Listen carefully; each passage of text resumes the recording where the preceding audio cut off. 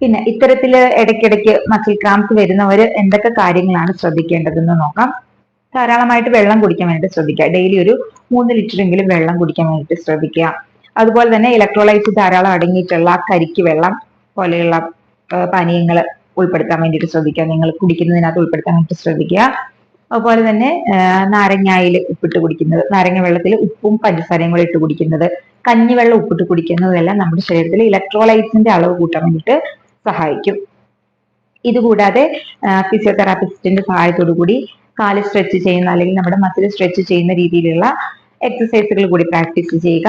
Obesity ഉള്ളവരാണെന്നുണ്ടെങ്കിൽ, അമിതവണ്ണം പൊണ്ണത്തടിയൊക്കെ ഉള്ളവരാണെന്നുണ്ടെങ്കിൽ അത് നമ്മളുടെ ഒരു ഹൈറ്റിനും അനുസരിച്ചുള്ള ഒരു ബാലൻസ്ഡ് ഡയറ്റിലേക്ക് ഡയറ്റിൽ കൂടി എക്സസൈസിൽ കൂടി നമ്മുടെ ഒരു ഹൈറ്റും വെയിറ്റും തമ്മിലുള്ള ഒരു റേഷ്യോ കറക്റ്റ് ആക്കാൻ വേണ്ടിയിട്ട് ശ്രദ്ധിക്കുക.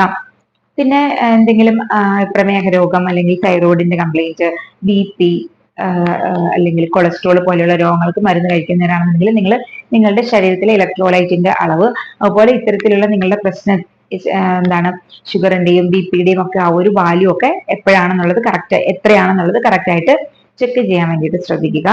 പിന്നെ ധാരാളം ഇലക്കറികൾ കഴിക്കാൻ വേണ്ടിയിട്ട് ശ്രദ്ധിക്കുക.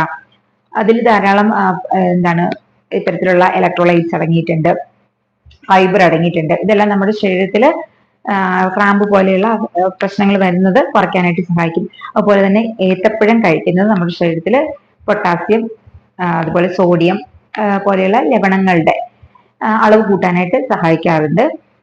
പിന്നെ നട്ട്സ്, കാഷ്യൂ നട്ട്, ബദാം, ആൽമണ്ട് പോലെയുള്ള നട്ട്സ് കഴിക്കുന്നത് നമ്മുടെ ശരീരത്തിൽ ഇത്തരത്തിലുള്ള ഇലക്ട്രോലൈറ്റ്സ് കൂടാൻ വേണ്ടിയിട്ട് ഹെൽപ്പ് ചെയ്യാറുണ്ട്. പിന്നെ പച്ചക്കറികൾ, പഴവർഗ്ഗങ്ങളൊക്കെ ധാരാളമായിട്ട് ഭക്ഷണത്തിൽ ഉൾപ്പെടുത്തുക.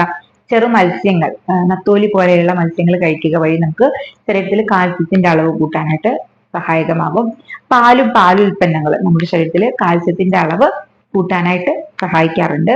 അതുപോലെ തന്നെ കിഡ്നി സംബന്ധമായിട്ടുള്ള രോഗങ്ങളുള്ളവരാണ് നിങ്ങളെങ്കിൽ തീർച്ചയായിട്ടും നിങ്ങളുടെ ശരീരത്തിലെ സോഡിയത്തിന്റെ അളവ് പ്രത്യേകം ശ്രദ്ധിക്കേണ്ടതായിട്ടുണ്ട്.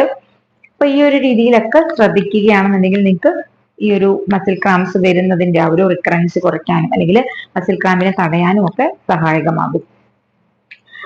പിന്നെ ഇതെല്ലാം നോക്കിയിട്ടും നിങ്ങളുടെ ബോഡി എല്ലാം കറക്റ്റ് ആയിട്ട് നിങ്ങൾക്ക് വീണ്ടും മസിൽ ക്രാംസ് വരികയാണ്, അല്ലെങ്കിൽ മസിൽ ക്രാംസിന്റെ പെയിൻ ഒരു 10 മിനിറ്റോളം നീണ്ടു നിൽക്കുകയാണെന്നുണ്ടെങ്കിൽ തീർച്ചയായിട്ടും നിങ്ങളുടെ ഡോക്ടറിനെ വിവരം അറിയിക്കുക.